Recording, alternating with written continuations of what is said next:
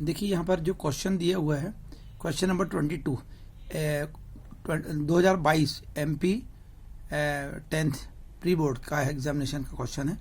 तो इसके पहले जो आपने वीडियो देखा उसमें 2 क्वेश्चन 22वां और 23वां नहीं हो पाया था, तो उसको यहाँ पर दिया जा रहा है। क्वेश्चन ऐसा है कि जो एक घन है, घन का आयतन दिया हुआ है 64 सेंटीमीटर क्यूब। तो ऐसे के 2 घन है, जैसे चित्र में आपको दिख रहा है, और सही चित्र आप इससे अच्छा और बना लीजिएगा। उन दोनों को आपस में जोड़ते हैं तो आप स्वयं जानते हैं कि बनने वाला जो होगा वस्तु क्या बनेगी, घनाभ बनेगा। तो बनने वाले घनाभ का बोलता है क्षेत्रफल कितना होगा, उसने ऐसा हमसे कहा है।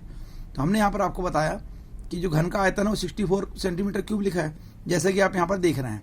इसके जस्ट बाद में 1/3 = 64 है, क्योंकि 1/3 क्या रख दिया हमने, घन का आयतन का मान रख दिया। तो घन का आयतन का सूत्र एक्चुअल में 1/3 लेफ्ट में है ना, राइट में हमने उसको 64 लिखे।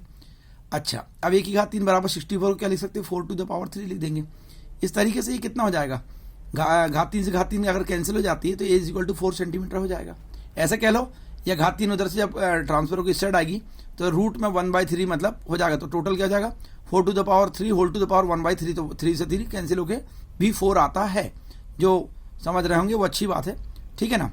नेक्स्ट, इसके बाद में अब बोलते हैं, अब दोनों घनों को आपस में जोड़ने पर एक घनाभ बनता है। तो घनाभ अगर बनेगा तो आपको ये बताइए कि पहले हमने घन के आयतन की सहायता से 4 सेंटीमीटर निकाल ली, जैसा कि आपको दिख रहा है सामने। इसके जस्ट बाद में अगर दोनों घनाभ जुड़े तो जो एक घन का जो लंबाई थी उसको हम a से बताते थे। दोनों घन अगर यहाँ पर जुड़ा है तो आप देख रहे हैं a और a कितना हो गया, 4 और 4 8। तो मैंने नीचे लिख दिया है यहाँ पर कि 8 सेंटीमीटर ये हो जाएगी बनने वाले घनाभ की क्या लेंथ हो जाएगी, ठीक है। इसके जस्ट बाद में अगर आप देखते हैं कि उसकी जो चौड़ाई है वो b = 4 सेंटीमीटर, मैंने साइड में लिखा देखिए बिल्कुल।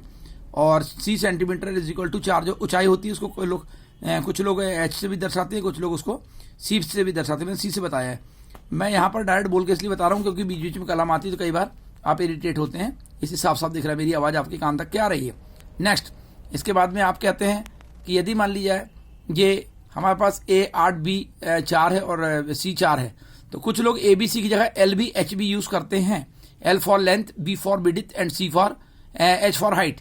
मैंने l b h के स्थान पे a b c ही बताया है, a फॉर लंबाई, b फॉर चौड़ाई और c फॉर ऊंचाई। तब बने घनाभ का क्षेत्रफल, पृष्ठीय क्षेत्रफल बोला है अकॉर्डिंग टू क्वेश्चन। आप क्वेश्चन पेपर साथ में रखिए, मैं बार बार कह रहा हूँ।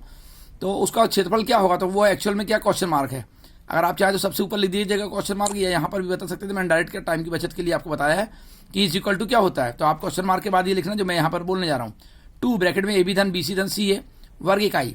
अब इकाई का स्थान सेंटीमीटर ले लेगा बाद में, लेकिन अभी अपन सॉल्व करते हैं। Put the value of ABC, ठीक है ना। तो अपन क्या करेंगे, ट्वाइस ब्रैकेट के अंदर a का मान हो गया 8, b का मान हो गया 4, फिर b का मान हो गया 4, c का मान हो गया 4।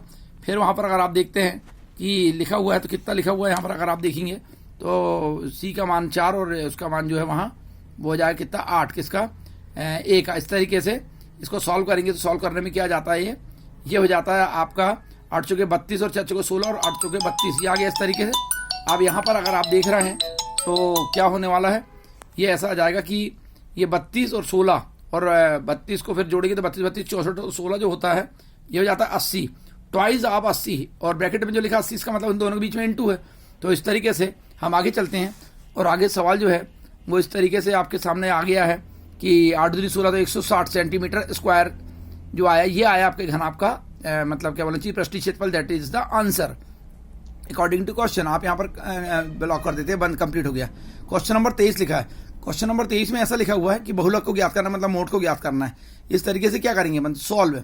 तो आयु दी हुई है आपकी और रोगियों की संख्या दी हुई है। इसमें आड़े में दिया हुआ था, हॉराइजेंटल में दिया था, मैंने वर्टिकल में कर लिया।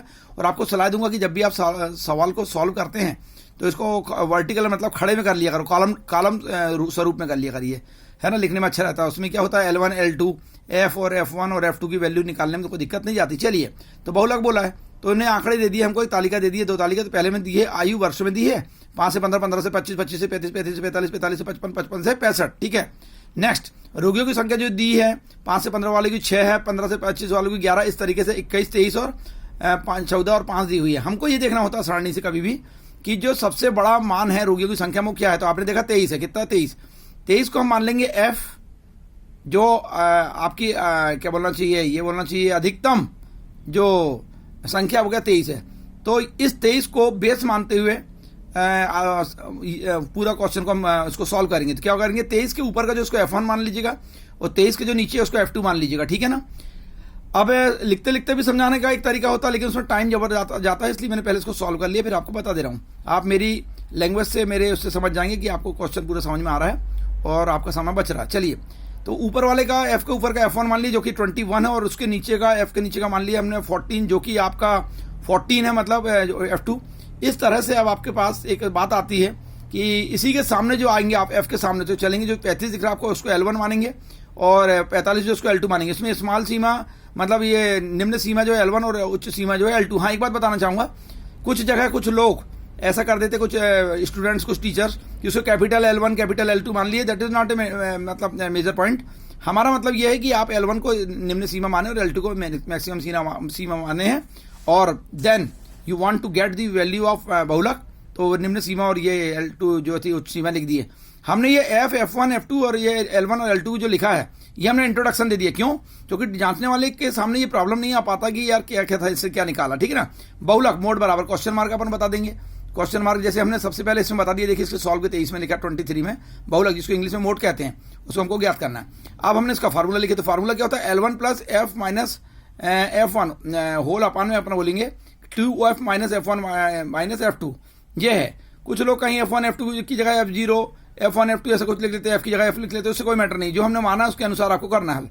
ब्रैकेट में लिखा है L2 माइनस L1। इसके जस्ट बाद में अगर आप देखेंगे कि कैसा हल हो रहा है, तो यहां पर आपके सामने समझ में यह आता है कि आपने देखा कि मोड इज इक्वल टू, तो वहां 35 वैल्यू रख दी L1 की, फिर आपने वहां F की रखी 23, देन F1 की मान 21 रख दिया। नीचे अपान में अपन आते हैं 2 इंटू जो था क्या था 2 इंटू तो F था, तो 2 इंटू F का मतलब यहां पर कितना हो जाएगा 23 हो जाएगा। देन अगर आप देखना चाहते हैं कि यहाँ पर क्या है, तो -2 जो मतलब 21 क्योंकि F1 का मान, और -14 जो कि F2 का वैल्यू था, L2 minus L1, L2 minus F1 मतलब ये L2 माइनस L1 का मतलब हो जाएगा 45 माइनस कितना हो जाएगा यहाँ, ये हो जाएगा 35। ठीक है ना, जो कि बच के यहाँ बचेगा बाद में 10। अब इस तरह से आपने देखा कि मतलब ये 35 और 35 प्लस 23 में से जब 21 जाते तो बचते 2 हैं, और फिर यहाँ 23 दूनी 46 हो जाता है, और इस तरीके से -35। अब 35 प्लस 2 के अपान में 46 अपान 11 इंटू 10। अब इस तरीके से 10 दूनी तो हो जाता है यहाँ पर 20 के बटे में कितना आ गया, यहाँ पर 20 के बटे में आ गया, यहाँ पर कितना 11 आ गया। अब आप देखेंगे तो 11 में जब 20 में जब 11 का भाग देते हैं तो 1.81 आता है। वो कैसे आता है? 11 कम 11 बच गया 9, दशमलव शून्य हो गया 90, 11 88 बच गया 2 ताला शून्य हो गया 20, 11 कम 11 अलग से भाग देखिए आप देख सकते हैं चाहे तो मैंने इसको इसलिए बोल दिया कि कुछ बच्चे भाग देने में भी सोचते कैसे भाग हुआ हो, तो मैंने बता दिया। हालांकि छोटी चीज़ है, लेकिन कभी कभी अच्छे बच्चे कंफ्यूज हो जाते हैं, इसलिए बताया मैंने। अब 35 में 1.81 को जोड़ेंगे तो 35 और 36 होता है, पूर्ण अंक हो जाता है, उसका दशमलव में 81 आ जाएगा। 35 के बाद अगर हम दशमलव लगाते हैं 0 लिखते तो उसमें 81 जोड़ता 0 में, दैट मीन्स 36.81 ये हो जाएगा आंसर। और इस तरीके से आपके सामने जो आएगा ये पेपर जो था टोटल सॉल्व हो गया, पूर्ण सॉल्यूशन इसका हो चुका है। और हम आपसे ऐसा कहना चाहते हैं कि आपको बेस्ट ऑफ लक, आप अपने भविष्य को बनाएं।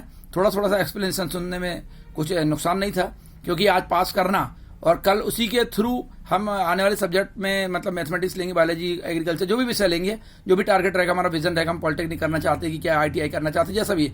लेकिन बेस अगर आपका कंफर्म रहेगा तो आप कॉम्पिटेटिव एग्जाम्स में भी निकालने में कहीं अपने आप को कमजोर महसूस नहीं करेंगे। इस तरीके से थोड़ा सा वीडियो को अगर मान लिया 30 मिनट की बनती है, 30 मिनट की जगह मैंने 38 मिनट कर दिया, तो 8 मिनट में कुछ नहीं होता है। वैसे भी टीचर लोग 40-45 मिनट में 1 पीरियड पढ़ाते थे, 3 से 4 सवाल कराते थे। मैंने इसमें 23 सवाल कराने की कोशिश किया। आपको बहुत बहुत धन्यवाद, और आप लोगों का जो हम लोगों को जो सपोर्ट मिल रहा है, उसमें जो ऊर्जा मिलती है हमको, उसके लिए हम विशेष रूप से आप सभी लोगों को थैंक्स कहना चाहते हैं। चलिए, आपके भविष्य के लिए वंस मोर थैंक्स।